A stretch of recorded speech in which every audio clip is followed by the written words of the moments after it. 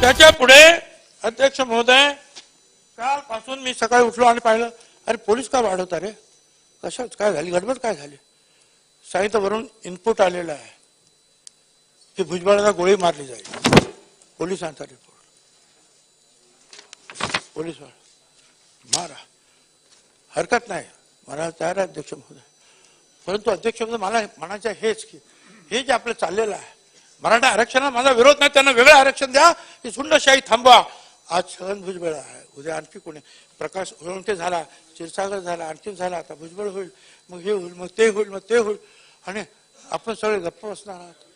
काही त्याच्यावर बोलणार नाही, कोणी त्याचा धिक्कार करणार नाही, कोणी त्याचा निषेध करणार नाही, कोणी त्यांना बघायला जाणार नाही. ज्यांची घरं जळतील त्यांना अध्यक्ष महोदय काय करणार आपण महाराष्ट्र, आपण खऱ्या अर्थाने या महाराष्ट्रामध्ये हे आपण सगळं पाहणार आहोत का, कोणी याच्यावर धन्यवाद नाहीत का? धन्यवाद. हाच या महाराष्ट्रासमोर आज माझा प्रश्न आहे. धन्यवाद. बच्चू कडू साहेब, बच्चू कडू साहेब. अध्यक्ष महोदय, खरं तर बच्चू कडू साहेब आपण सुरू करा. त्यांचा आवाज थांबवा तर मी करेन ना सुरू. बसा बसा. ते ताईचं काय म्हणणं आहे, त्या ताई काय म्हणते बघा.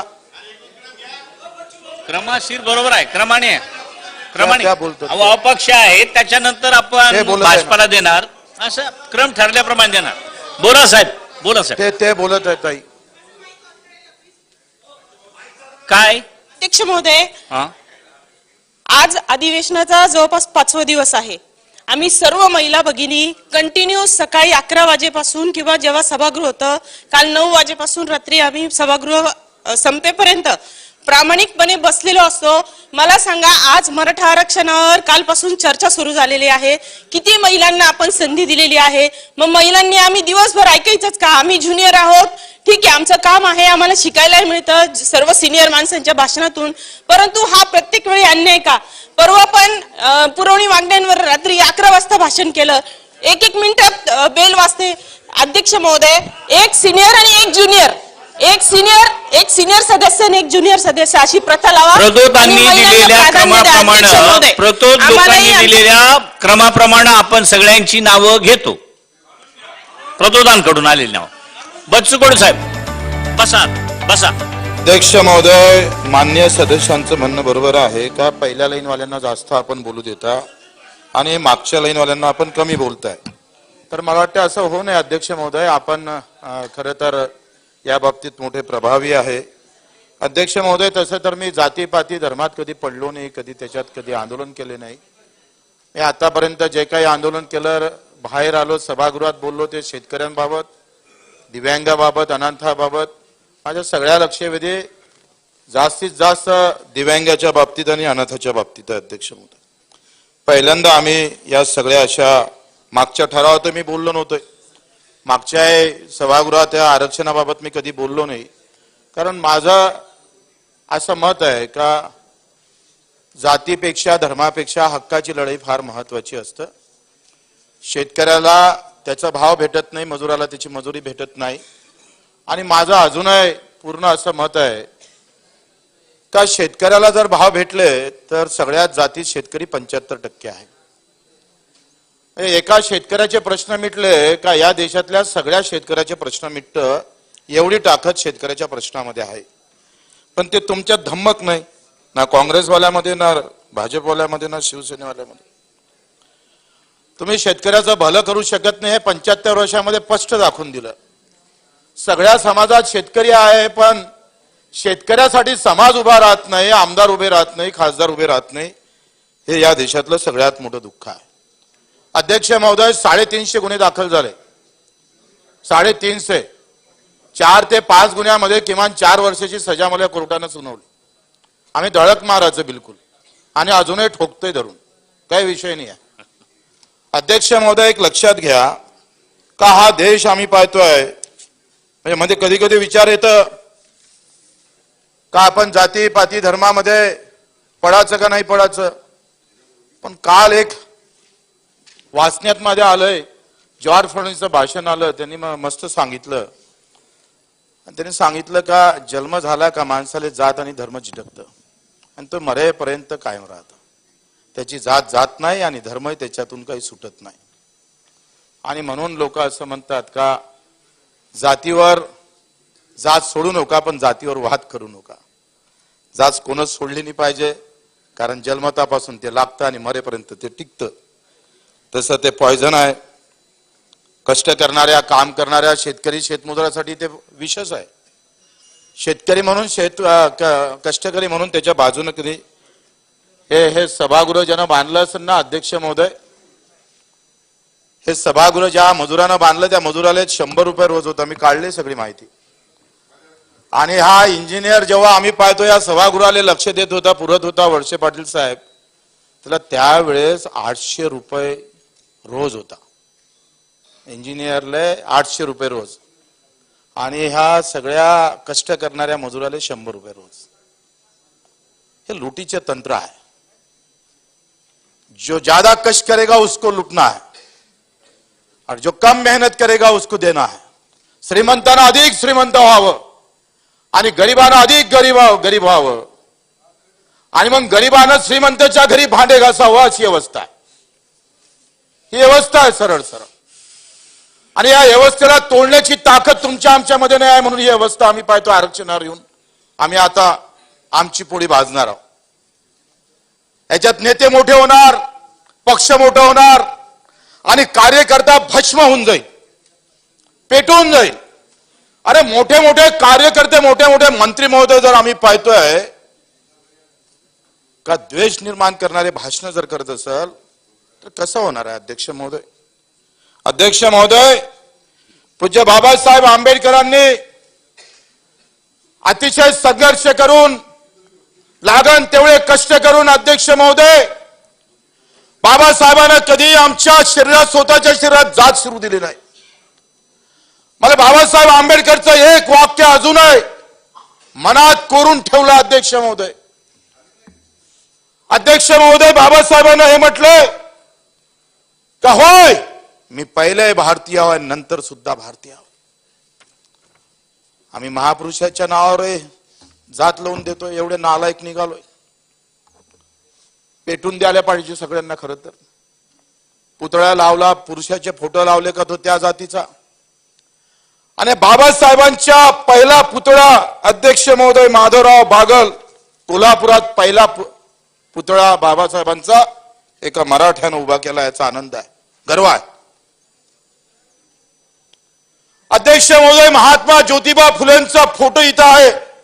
बोलतोय मराठ्यावर बोलतोय. तुम्ही आंदोलन काही कुचकुच करू नका.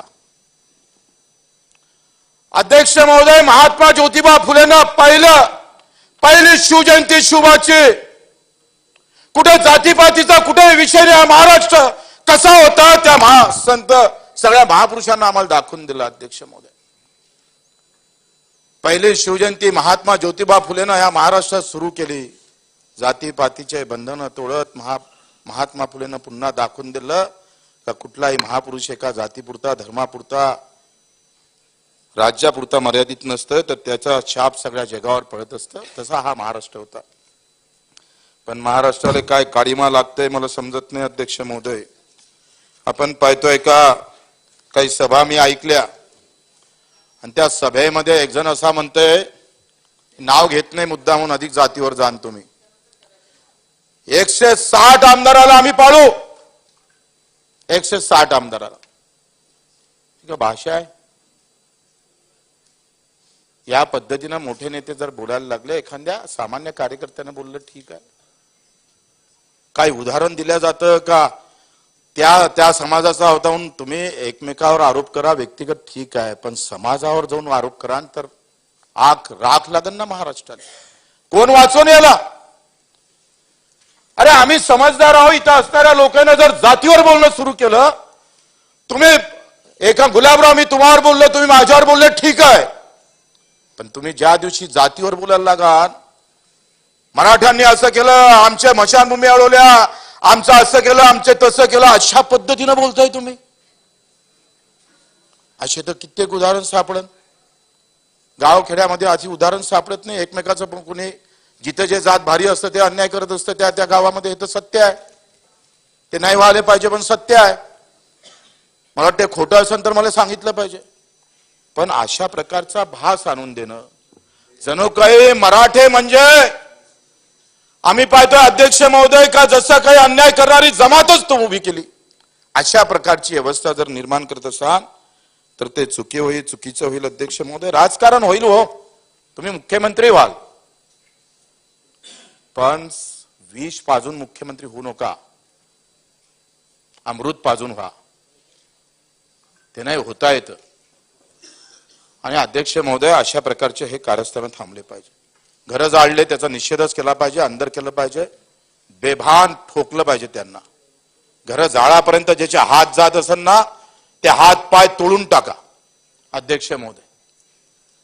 पण मला वाटते एकाही माणसानं इथे उल्लेख केला नाही, 50 मराठ्यांच्या पोरांनी आत्महत्या केल्या. योगेश नावाचा पोरगा PhD झालेला होता. मी त्याच्या घरी गेलो तर फक्त डोळ्यात पाणी होते, फक्त डोळ्यात पाणी होतं. त्याच्या बापानं आत्महत्या केली होती, घर पळाले झालं होतं अंगावर. शिकून शिकून आता नोकरी लागत नाही म्हणून तो आखरी एकतर कापसाले भाव भेटत नाही. मराठवाड्यातला जर भाग पाहिला तर अतिशय दुष्काळी भाग आहे. ना पाण्याची सोय आहे, ना कुठल्याही प्रकारची व्यवस्था आहे. सगळ्याच समाजाची, तेली, माळी, कुंभी, धनगर असं नाही मी म्हणतोय मराठ्याचीच व्यवस्था आहे. सगळ्याच समाजाची तिथली अवस्था वाईट आहे. आपण पश्चिम महाराष्ट्रात गेलो तर किमान पाण्याची व्यवस्था आहे, आणि इकडे आलो तर मराठवाड्यात मात्र साधी पाण्याची व्यवस्था पण तिकडे नाही आहे. आणि मग अशा अवस्थेमध्ये आरक्षणाचा आधार पकडला आणि ते भेटत नाही म्हणून आत्महत्या केली. 50 जणांच्या आत्महत्या झाल्या, घरं जाळल्या. आम्ही 10 डाव ठासून ठासून सांगतोय, आणि 50 आत्महत्या झाल्या, त्याच्यावर एकही कोणी बोलत नाही, याचं दुःख आहे. एवढे जातीवादी जर सभागृहात आम्ही राहत असेल तर या सभागृहाचं पवित्र कसं राखलं जाईल अध्यक्ष महोदय? अध्यक्ष महोदय, आपण पाहतोय हो, या जगातलं पहिलं मी पाहिलंय उपोषणावर लाठीचार्ज पाहिला कधी? आंदोलन झालं, असा मोठा लॉंग मोर्चा निघाला, कुठेतरी गोटमार झाली, आम्ही पाहतोय. पण बसलेल्या ठिकाणावर लाठीचार्ज होतोय. मी जरी सरकारमध्ये असलोय तरी सत्य महत्वाचं असतंय. आणि मग हे दुःखद गोष्ट नाहीये, ही वाईट गोष्ट नाहीये. नाही उचलले असते, नाही जबरदस्ती केलं असतं, काय फरक पडला असता? पण उचललं आणि तुम्ही त्याला हवा दिली. द्यायची होती का दिली? तपासलं नाही पाहिजे? कोणी पण असेल, कोणाला बदनाम का होतंय? का तुमच्या बाजूने गृहमंत्री बसत असाल आणि तुम्ही म्हणत असाल का घर कसे पेटले? हे कसं काय, कसं चालणार? तुम्ही असं म्हणत असाल तुमच्या बाजूने अर्थमंत्री बसते आणि तुम्ही म्हणता ओबीसीला बजेट दिलं नाही, मग का आलू शिल्लक का तिथं? अरे ठाम मारा, त्या कॅबिनेट मध्ये तोडफोड करा. ही भाषा कॅबिनेट मधली आहे, ही भाषा आम जनतेतली नाही आहे, लक्षात घ्या. आणि असं सांगून जर आपण पेटवा पेटवी करत असेल तर चांगलं नाही आहे. अध्यक्ष महोदय, मी मराठा हा शब्द हा एका जातीचा नाही, मी स्पष्ट बोलणारा माणूस आहे. आपण जर पाहिलं पंजाब, सिंधू, गुजरात, मराठा, पंजाब, सिंधू, गुजरात, मराठा, मग मराठा जर एका जातीचा आहे तर जनगणनेमध्ये ह्या मराठा काढला पाहिजे. एका जातीचा उल्लेख का केला जातं? प्रस्ताव तयार करा, काळा मराठ्याला इथून. हा एका जातीत, हा जनगणनामध्ये आला कसा? अध्यक्ष महोदय, 800 वर्षापूर्वीचा पुरावा आहे. लीळा चारित्र ग्रंथामध्ये सरळ स्पष्ट म्हटलं आहे. आचार्य गावामध्ये जात पारी कुंभी बसले होते, यात म्हणाले, अहो पाटील मराठे, तुमच्या गावी ब्राह्मणांचे घर नाही का? 800 वर्षाचा पुरावा आहे, 800 वर्ष. कुंभी हा मराठाचा आहे, पाटील हा मराठाचा आहे. पाटील पदवी आहे हो. गुरधर साहेब, तुम्ही पाटील कुंभीमध्ये येत नाही, पण पदवी पाटील लागली ना तुम्हाला. पाटील पदवी आहे, देशमुख पदवी आहे, ते कोणत्याही जातीला लागतं. पण पाटील हा आम्ही पाहतोय का मराठा ही सुद्धा या मुलखाचं नाव आहे. वेळात वीर दवळले सात. आम्ही पाहतोय का मराठ्याचं वर्णन आम्ही पाहतोय. 18 पगड जातीतला तेली असन, महार असन, माळी असन, बौद्ध असन, सुतार असन, कुमार असन, धनगर असन, मल्हारराव होळकरांच्या समाधीच्या खाली मराठा सरदार म्हणून लिहिला गेलाय. ते काळान काय तुम्ही? काळाची ताकद आहे तुमच्यात. मराठा हाच मी म्हणतोय. कुंभ्या 400 वर्षापूर्वी तुकाराम महाराज म्हणतोय बरे झालं देवा कुंभी केलो, नाहीतर अहंकार न मेलो असतो. नंतर 200 वर्षापूर्वी महात्मा ज्योतिबा फुलेचं आसूड आहे. याच्यात काय म्हणताय अध्यक्ष महोदय? ज्या महात्म्याला आम्ही मानतोय, जातीचे नसले तरी आम्ही महात्मा फुलेचे कट्टर कार्यकर्ते आहे. महात्मा फुलेसाठी लागन तेव्हा मरण यावं तेवढा मरण आम्ही स्वीकारू. अध्यक्ष महोदय, महाराजांचा पहिला पोवाडा लिहिणारे आमचे महात्मा ज्योतिबा फुले काय म्हणतात? कुळवाडी भूषण पावाडा गातो भोसल्यांचा, छत्रपती शिवाजींचा, लंगोट्यास देई जानवी, पोशिंदा कुंभ्यांचा, काळ तो असा यवनांचा. अरे महात्मा ज्योतिबा फुलेला खोटे मागताय तुम्ही? महात्मा ज्योतिबा फुलेनं खोटं बोलले? हे आसूड शब्दात त्यांनी लिहिलेला पोहाळा अध्यक्ष महोदय, इथून ते समोर म्हणतंय तुम्ही यांना जर खोटं पाळत असेल तर कसं होणार अध्यक्ष महोदय? जिजाबाईचे मूळ घर होते पुण्यास. खान राहिला तिथं वस्तीचं, मराठाचं चौकीबंदी गावात शिरण्यास.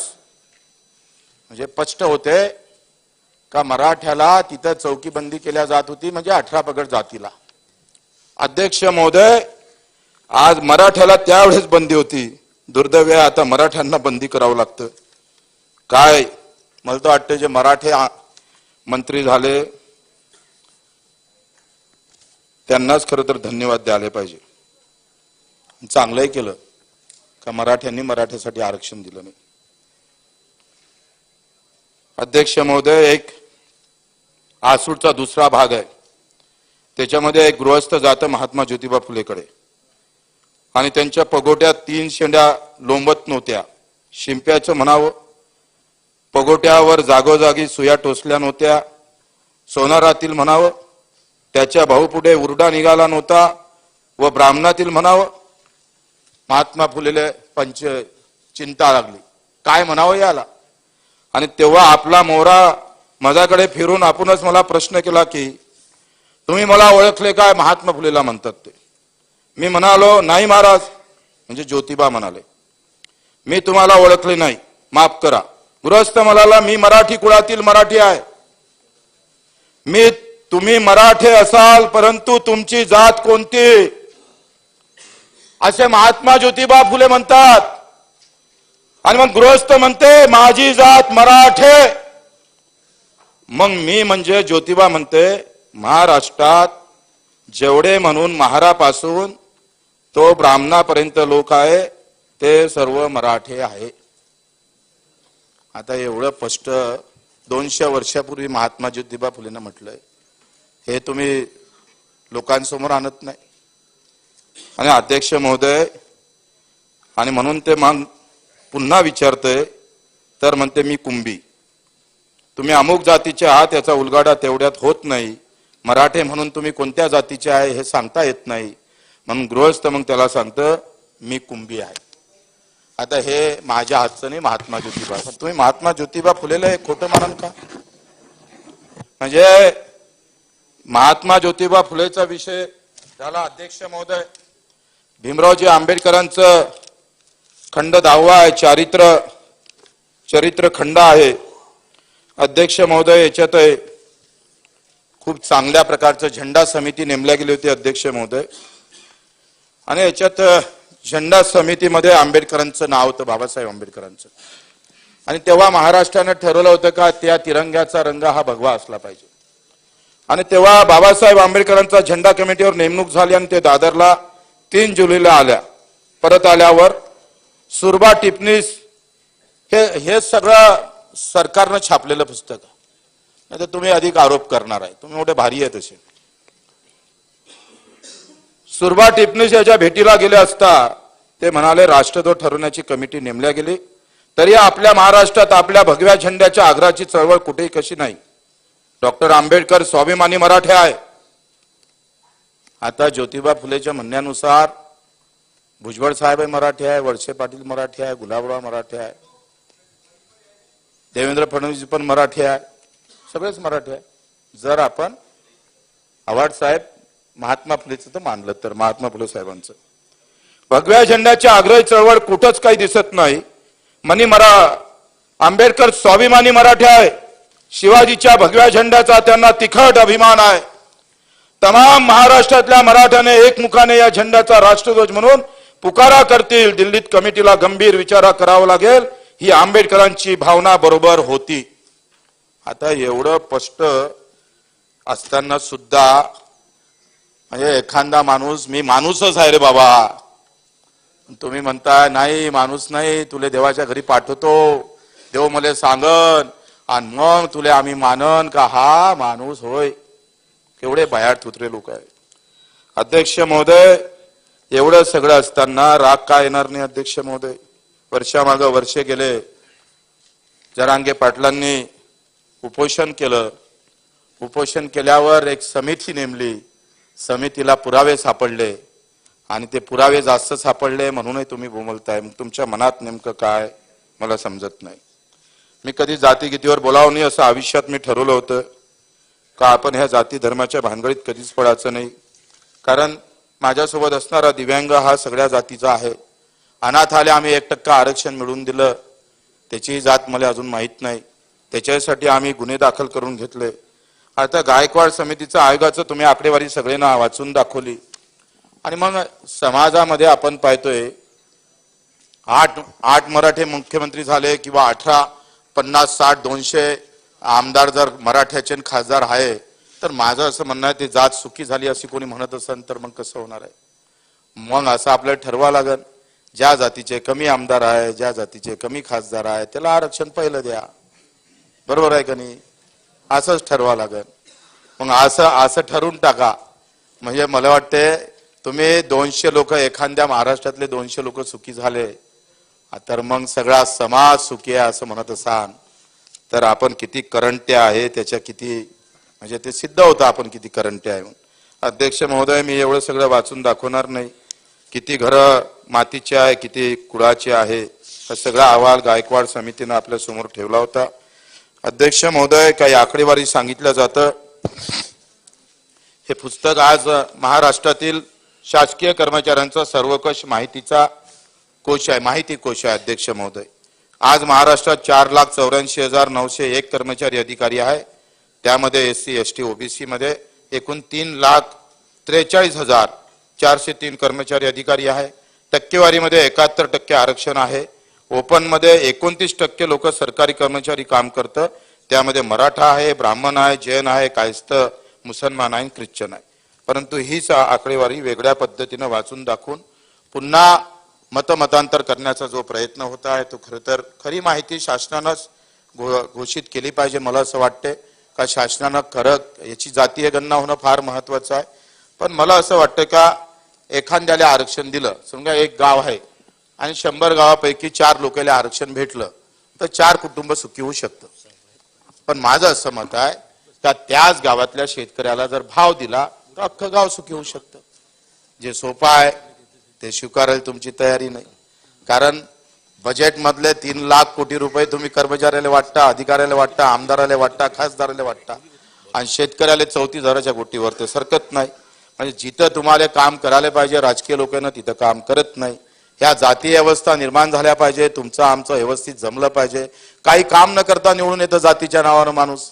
बरेच आमदार असे आहे का तिकून दुसऱ्या समाजाचा उभा राहिला का इकडे दुसरा आला का काही काम न करता आपोआप निवडून येणारी जमात असे काही आमदार आहेत का त्याला काही कामच नाही करावं लागत, काहीच काम करावं लागत नाही. जात आणि धर्म म्हटला, अरे मुसलमान खतरे में है, हिंदू खतरे में असं म्हटलं का मत धडाधड भेटून जातं. खत्र्यात मुसलमान येत नाही, हिंदू येत नाही, नेता खत्र्यात येतं आणि आम्हाला चिवत्या बनवत राहतात. हे सगळे धंदे आपले चालू आहे. आपला बिचारा जातीपाती पेटत राहते, त्याला वाटते जेवण आपलं काहीतरी म्हणून मी या माध्यमातून जरांगे पाटील साहेबांना विनंती करतो, बा व्यक्तिगत टीका करू नका, चांगलं नाही आहे. कारण तुम्ही एका समाजाचा प्रश्न घेऊन निघाले, कोणी काही बोलू द्या, पण कुणावर टीका करू नका. हात जोडून त्यांना या सभेतून विनंती करतो. आखरी एखादा नेता बोलला का त्याचे परिणाम समाजावर भोगा लागते, आणि आपण सुद्धा जे काही मोठे माणसं असेल त्यांनी सुद्धा व्यक्तिगत कोणाची टीका टिप्पणी न करता मला वाटतं आपापल्या पद्धतीनं चांगल्या मार्गाने आपण भांडलो पाहिजे. आता तुम्ही एक सांगा, मराठवाड्यात आरक्षणाचं, कोकणात पश्चिम महाराष्ट्रात मराठ्याच्या आरक्षणाचं जास्त राहिला नाही, खानदेशामध्ये पण सगळे कुंभी झाले, विदर्भात पण सगळे कुंभी झाले. मग राहिलंय पश्चिम महाराष्ट्रातलं, कोकणातलं तर काही विषयच नाही आहे. आणि राणे साहेबांना सांगून दिलं आम्ही 96 कोटी आहे, तर त्याच्यासोबत किती मराठी आहे त्यांना सोडून द्या आणि बाकीचे किती आहे ते मोजून घ्या. आता जर आपण पाहिलं तर पूर्ण मराठवाड्यात 8 जिल्हे आणि 8 जिल्ह्यामध्ये जर आपण पकडलं तर एका जिल्ह्यामध्ये 4 लाख कुटुंब असतं, 4 चौक 16 लाख, 16 लाखच असेल.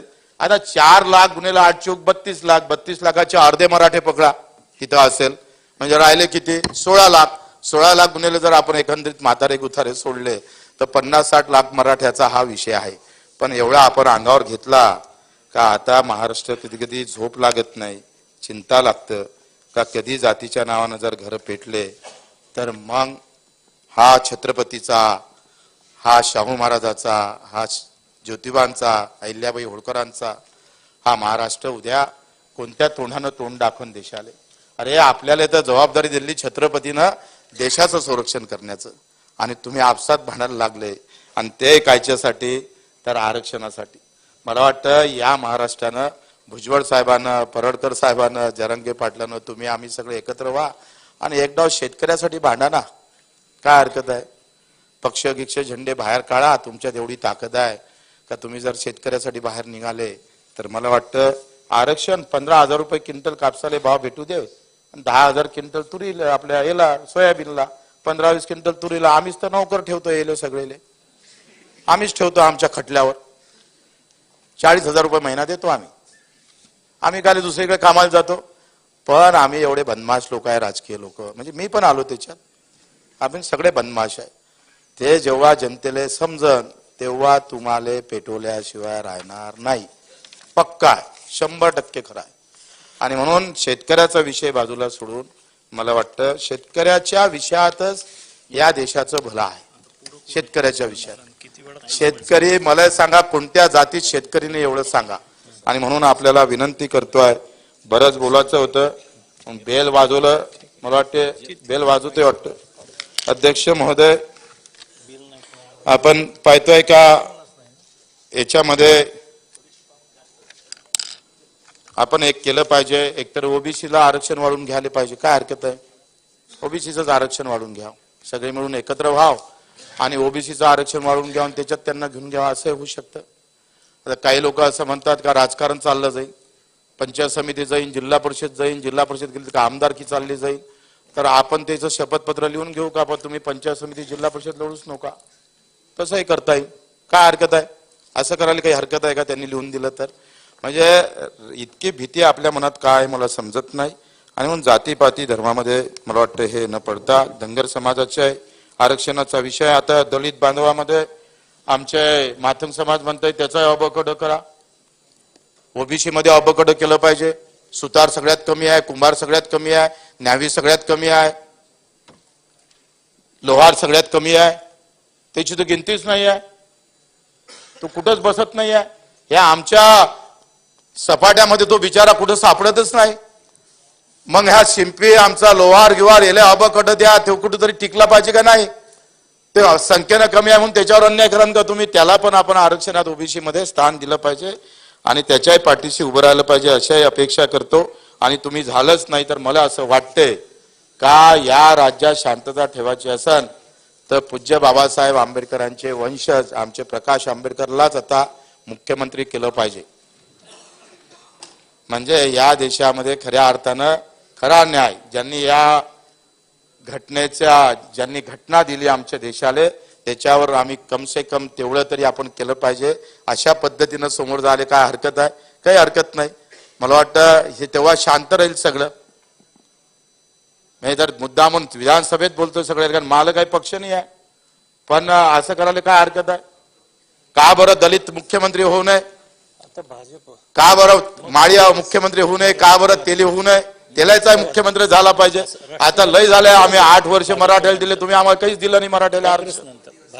आदिवासी मुख्यमंत्री आमचा राजकुमार कोण मुख्यमंत्री झाला पाहिजे, काय हरकत आहे?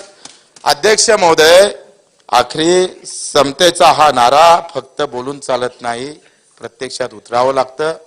आणि म्हणून एका जातीला टार्गेट केल्यापेक्षा मला वाटतं सगळे मिळून सगळ्यांसोबत जाऊन आम्ही सगळे एक आहोत, महाराष्ट्र धर्म पाळावा एवढीच अपेक्षा करतो, विनंती करतो. अध्यक्ष महोदय, आपण भरपूर बोलू दिलं, कारण तुमचं लगेच आमच्यासाठी बेल वाजतंय, आज वाजवली नाही, त्याबद्दल धन्यवाद. जय हिंद, जय महाराष्ट्र. सन्मान्य सदस्य संजय कुटे.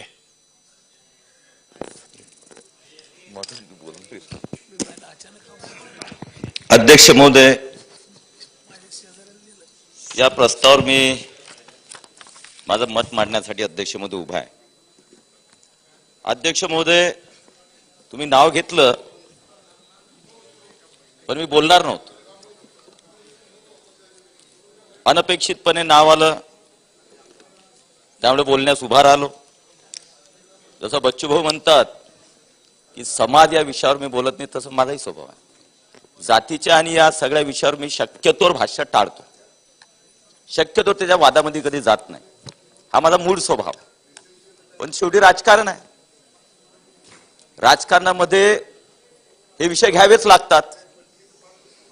आणि आता सभागृहात ते काय चालू अध्यक्ष महोदय, प्रत्येक जण या विषयाच्या आळमध्ये माझा मतदारसंघ सेक्युअर्ड कसा होईल, सुरक्षित कसा राहील याचा अभ्यास करून भाषण करताय.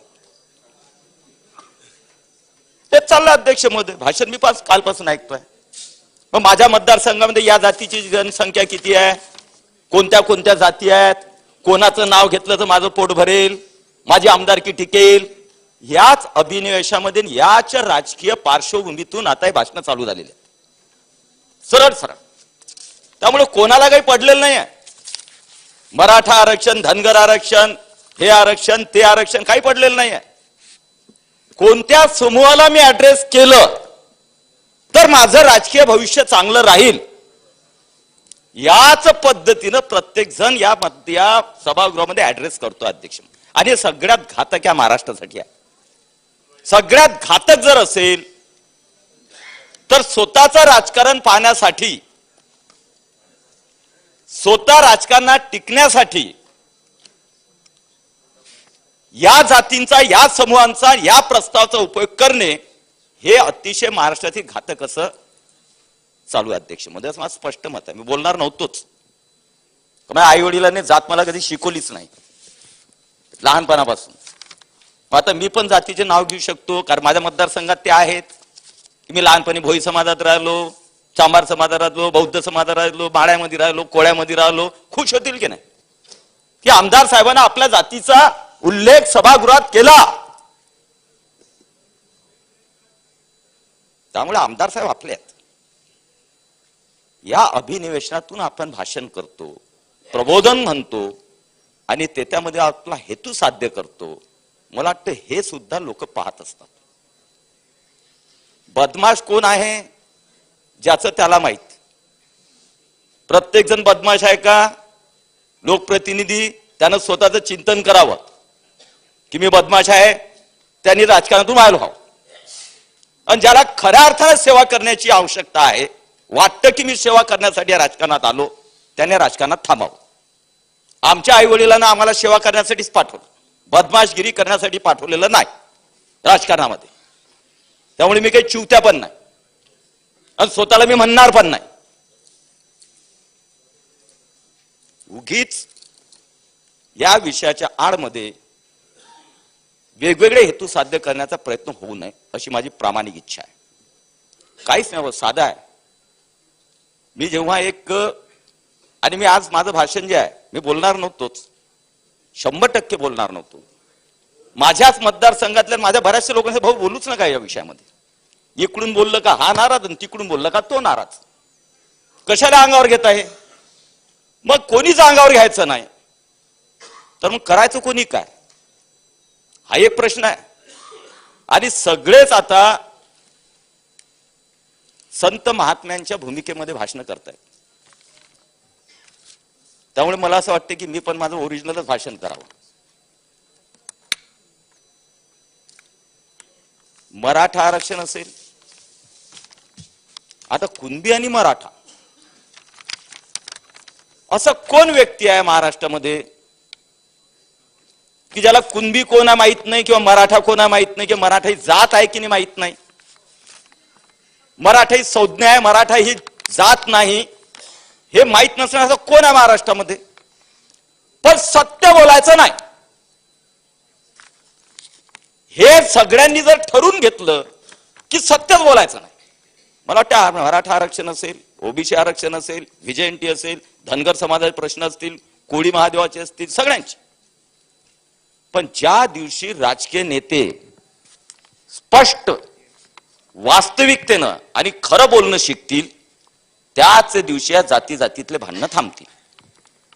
शेतकऱ्यांच्या बाबतीत आपण खूप बोलतो की शेतकरी सुखी झाला पाहिजे, शेतकरी सुखी झाला तर बरं राजकारणाचे आरक्षणाचे भांडणं लागणार नाहीत कारण सगळ्या जातीमध्ये शेतकरी आहेत. असं कोणाला वाटतं या सभागृहामध्ये शेतकरी सुखी नाही झाला पाहिजे?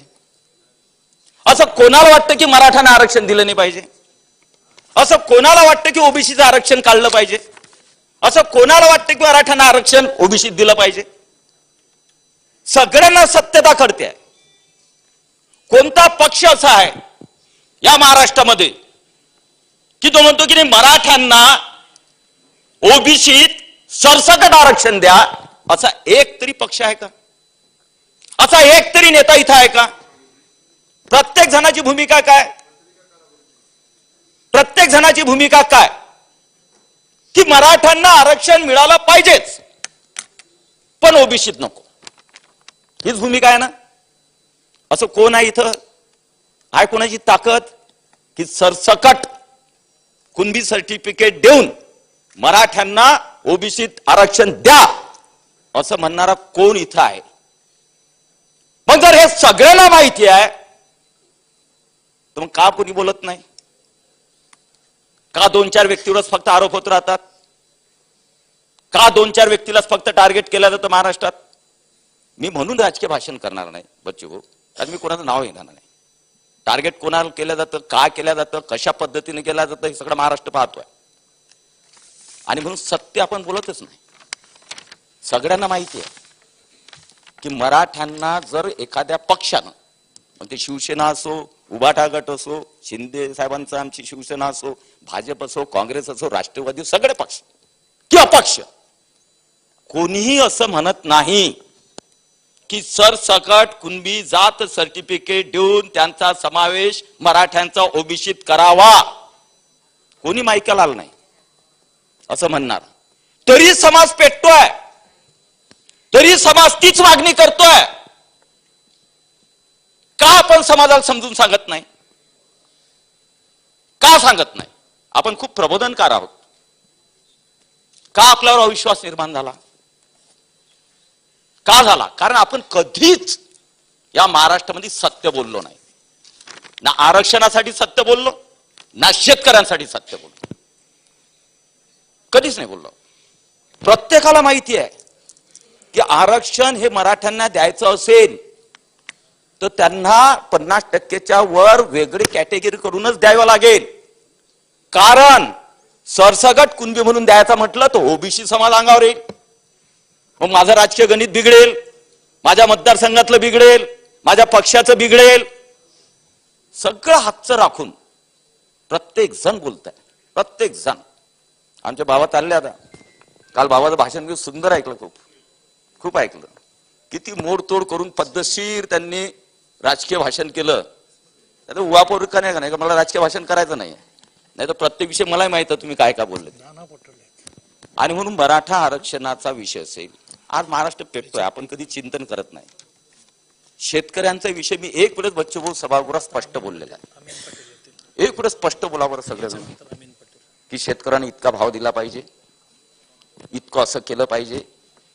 मग लगेच दुसरा विषय येतो, खाणाऱ्यांचं काय, खाणारे किती.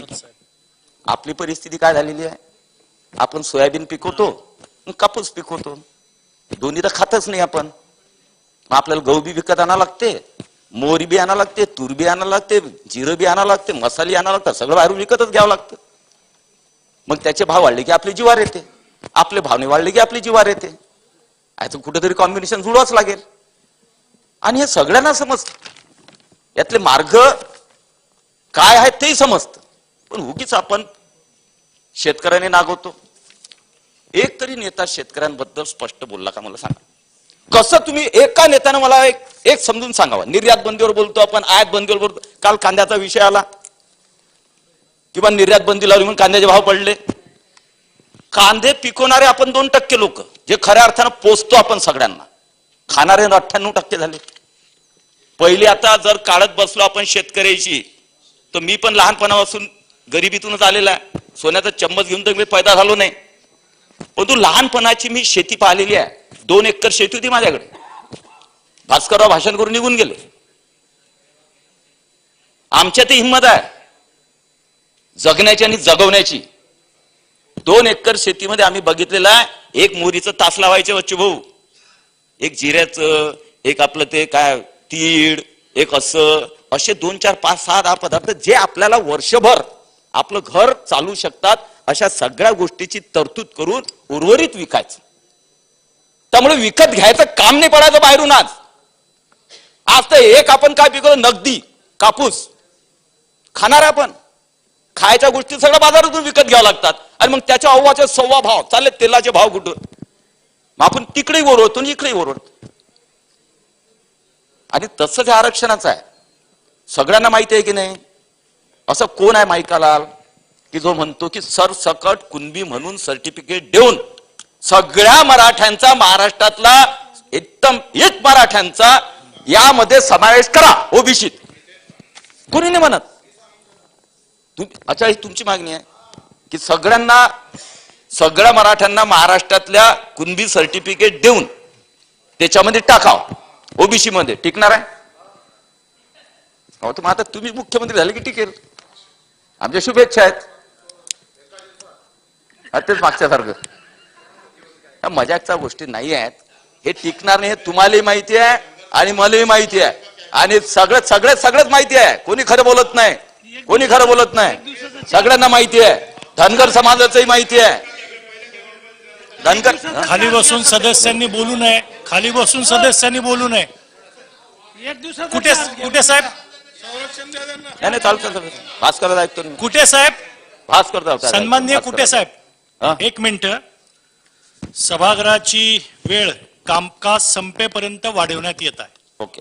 माझं फक्त मी काय आता याच्यावर जाणार नाही. मी फक्त 2-4 सूचना करणार आहे. आरक्षण कसं द्यायचं ते बघा, सगळ्यांकडून बघा. मी तुमचं नावच नाही घेतलं बच्चू भाऊ. मला माहित आहे तुमचं नाव घेतलं की तुमची गडबड होईल, माही गडबड होईल, दोघांच्या गडबड होतील.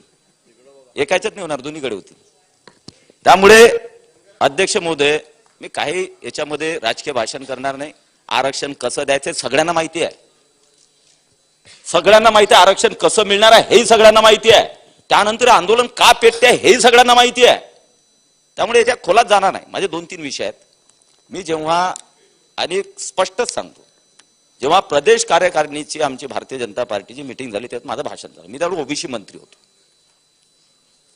मी त्यामध्ये एक माझं स्पष्ट, एवढ्या स्टेजवरही मी स्पष्ट बोललो होतो की मला हे आवडत नाही. त्यावेळेस ओबीसी हॉस्टेल जे आहेत ना, ओबीसीसाठी सेपरेट हॉस्टेल करावं, मराठ्यांसाठी सेपरेट हॉस्टेल करावं. आणि घोषणा झाल्या. मी पण मंत्री होतो, मी पण घोषणा केली. हा 36, त्यावेळेस 36 केले होते ओबीसीसाठी हॉस्टेल. पण माझ्या भाषणामध्ये मी डायरेक्टली हेच बोललेलं आहे की मला हे बिलकुलही न रुचणारी गोष्ट आहे. कारण ओबीसी वेगळ्या हॉस्टेलमध्ये राहतील, मराठा वेगळ्या हॉस्टेलमध्ये राहतील, एससी वेगळ्या हॉस्टेलमध्ये राहतील, आदिवासी वेगळं. तर तुम्ही समाज तर विभागूनच टाकता ना वेगवेगळे हॉस्टेल करून. मी त्यावेळेस माझ्या भाषणात बोललो होतो प्रदेश कार्यकारिणीत की कोणत्याही जातीचं हॉस्टेल करा, पण त्यामध्ये सगळ्या कॅटेगरी ठेवा. जर मराठा समूहाचं जर तुम्हाला हॉस्टेल करायचं असेल 50% मराठा समूहाचे विद्यार्थी ठेवा, 20% ओबीसी ठेवा, 10% एससी ठेवा, 10% एसटी ठेवा, मुस्लिम ठेवा. कारण समतेचा आणि सगळ्या आम्हाला.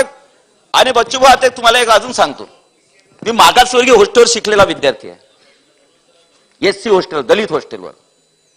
त्यामुळे तुमच्यासारखाच मी पण आहे. मी दलित हॉस्टेलवर 2 वर्ष मी शिक्षण घेतलेलं आहे हॉस्टेलमध्ये.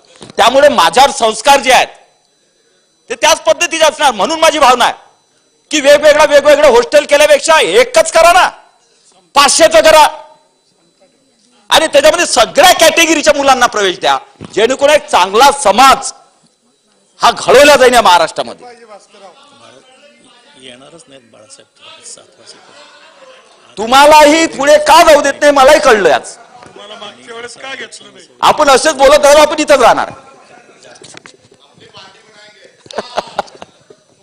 नाही म्हणे हसण्याचा विषय नाही. आज मराठा समाज असेल, धनगर समाज असेल, कोळी समाज असेल, सगळे आपल्याकडे पाहतायत की विधानसभेमध्ये कोण काय भाषण करते, याच्यातून आम्हाला काय नाही मिळणार आहे, कुठं पुढे नेणार आहेत, काय करणार आहे, महाराष्ट्राचं वाटोळं करणार आहेत की चांगलं करणार आहे, सगळे समाज पाहतायत.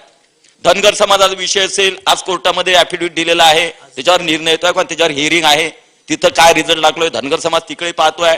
धनगर समाजासाठी मी जेव्हा ओबीसी मंत्री होतो भास्करराव, त्यावेळेस 13 GR काढले. ठीक आहे, मला शेवटी कमी संधी मिळाली, त्या पिरियडमध्ये 13 GR मी काढले. दुर्दैवाने मी कोणा ठिकाणी काढून 2-2.5 वर्ष त्याच्यावर 1 रुपया मिळाला नाही. दुर्दैवानं कोणाचं त्याच्यात दोष आहे मी म्हणणार नाही. पण आता तरी कमीत कमी त्याच्यावर त्या 13 GR नुसार जे आदिवासींच्या फॅसिलिटी आपण धनगरांना द्यायचं कबूल केलं, GR मी काढले, त्याच्यावर तरी आता कमीत कमी निधी देऊन त्यांचाच मार्ग मोकळा करा. ओबीसीसाठी आपण सारथी होती, मी असताना महाज्योती काढली, महाज्योतीला सुद्धा सारथीप्रमाणे निधी द्या, सारथीलाही द्या, महाज्योतीलाही द्या, बार्टीलाही द्या. अजून एक अमृत योजना आपण काढलेली आहे जी सर्वसामान्य लोकांसाठी आहे, अप्पर कास्टसाठी, त्यांनाही निधी द्या. पण माझं तर म्हणणं पहिलं तेच आहे की सगळ्या एकत्र का नाही करत आपण. सर पार्टीमध्ये गेलं का तिकडे त्याच समाजात. आता बस एक आरक्षण अजून एक सांगतो, शेवट सांग, जास्त बोलणार नाही, आता प्रबोधन काही करणार नाही. कोणाला आरक्षण मिळतं सांगा बरं. मी तो ओपन मध्ये आहे, बाबा चालले गेले, मी त्यांना ते मी ओपन मध्ये आहे, कारण मी क्रिमिलेअर आहे ना भाऊ. आवडसाहेब क्रिमिलेअर आहे ना. आता क्रिमिलेअर तुम्ही मी बसतो का आरक्षणामध्ये. तेच सांगतो, माझं पुढचं तेच आहे की क्रिमिलेअर मध्ये आपण आहे, त्यामुळे आपल्याला आरक्षण नाही, आपण 0 आरक्षणवाले आहे. आणि असायलाच पाहिजे. जे या महाराष्ट्रात ज्या ज्या जातीमध्ये सक्षम लोक झालेत त्यांना आरक्षणाची गरज काय. आणि म्हणून मी मागे बोललो तर माझा शर्ट पकडून मला 2-3 जणांनी बसवलं जागेवर, खरं बोललो म्हणून. का मी बोललो होतो की ओबीसी मध्ये ज्याप्रमाणे नॉन क्रिमिलेअरची अट आहे त्याच प्रमाणे एससी आणि एसटी मध्ये लावा. कारण तिथे काहीच घरं फक्त जे आहेत ना, जसे मराठ्यांमधले काही घरं श्रीमंत झाले, त्याचप्रमाणे एससी आणि एसटी मध्ये काहीच घरं पुढे चालले. घराने घर आता आमच्याकडे घरं म्हणतात, तुमच्यात घराने म्हणतात, असा विषय आहे. ते घरं पुढे गेले.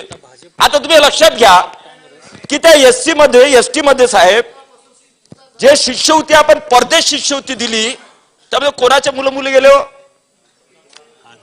कोणाचे गेले. IAS ऑफिसर, IPS ऑफिसर, राजकारणी लोक, श्रीमंत लोक.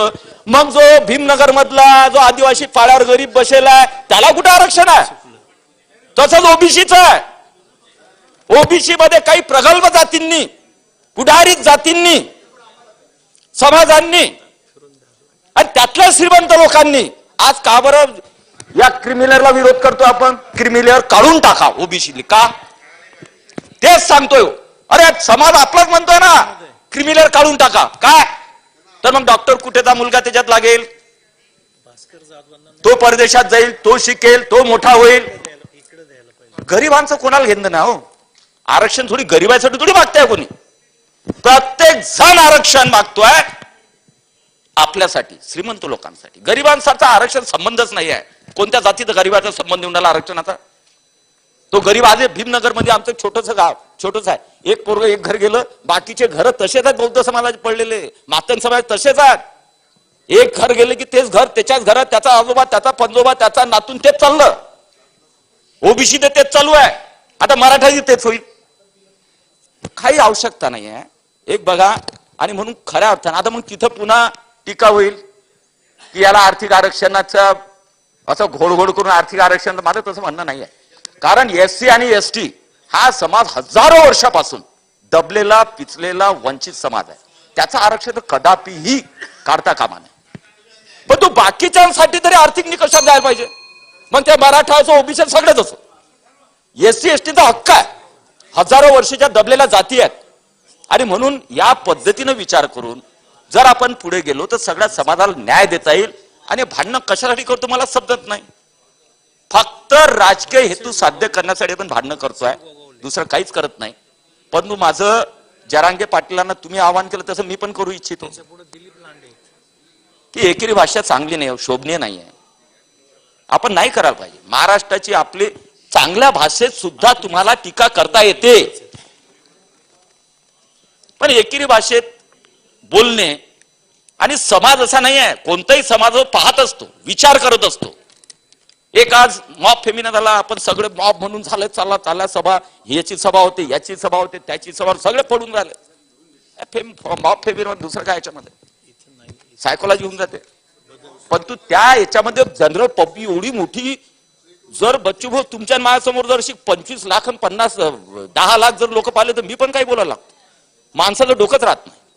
आणि म्हणून माझी त्याही मित्राला विनंती आहे सभागृहाच्या माध्यमातून की जरा शांततेनं, जरा सबुरीनं, एकेरी भाषेत न बोलता, आणि जे होऊ शकते तेच होणार आहे. त्यामुळे समाजालाही समजतं, आम्हालाही समजतं, आणि तुम्हालाही समजतं. त्यामुळे शांततेनं जर घेतलं तर जरांगे पाटील साहेबांचाही विषय पुढे जाईल, धनगर समाजाचाही जाईल, सगळ्या समाजातील. पण कुठंतरी राजकीय अभिनिवेश ठेवून जर आपण सगळेजण काम करायला लागलो तरच हे विषय संपतील, अन्यथा हे विषय संपणार नाहीत. महाराष्ट्र पेटेल. कोणत्याही नेत्यांना किंवा कोणत्याही राजकीयाला टार्गेट न करता. काय बाजूला ठेवून राजकीय अभिनिवेश बाजूला ठेवून भास्कर, तुमची सूचना, तुम्ही एवढा आदरणीय, तुमची सूचना मान्यच असते मला. आणि म्हणून या आरक्षणाच्या याच्यामध्ये, आणि सगळ्यांना माहिती आहे, सगळ्यांना माहिती आहे, वेळ लागणार आहे, सगळ्यांना माहिती आहे. त्यामुळे डेडलाईन देणे, आमचे मनोज जरांगेंनाही विनंती आहे की तुमचं आंदोलन खूप चांगलं झालं, छान झालं. फक्त ते झुंडेशाहीकडे जे झुकलं बाकीचं ते योग्य नव्हतं. कारण शेवटी कोणाचे घरं जाळणे, ह्या गोष्टी ज्या घडतात त्या महाराष्ट्रात घडू नयेत, भविष्यातही घडू नयेत. कोणी घडवलं याच्या मागचा सूत्रधार कोणते पाहत बसा, आपल्याला काही घेणदेण नाही. पण त्यामुळे आंदोलन बदनाम होतं. त्यामुळे लोकांमध्ये आपसापसामध्ये क्लेश निर्माण होतात, तणाव निर्माण होतात. आणि म्हणून आंदोलनकर्त्यांनी तेवढीच दखल घेतली पाहिजे की आपण शांततेनं आपली मागणी मांडली पाहिजे. आणि इतका हट्ट की याच डेडलाईन पर्यंत, शेवटी एक वेळेस काय, तर मी तर शेवटी एकच सांगेन, आपण सगळे 288 आमदार आहेत ना, आहेत की नाही? बच्चूभाऊ तुम्ही जसं म्हणता, एक थोडस मी त्याच पद्धतीने बोलायचा प्रयत्न करतो. शेवटचं वाक्य बोलतो सांगतो की 288 आमदारांनी आता राजीनामे द्यावे. राजीनामे नको देऊ, हे बाजूला काढा. आणि या महाराष्ट्रातले ज्यांना राजकीय आरक्षणातलं खूप नॉलेज आहे आणि त्यांना खूप काही समस्या आरक्षणाच्या बाबतीत, त्या 288 जणांना इथं बसवा आणि याचा निर्णय करायला. जय हिंद, जय महाराष्ट्र.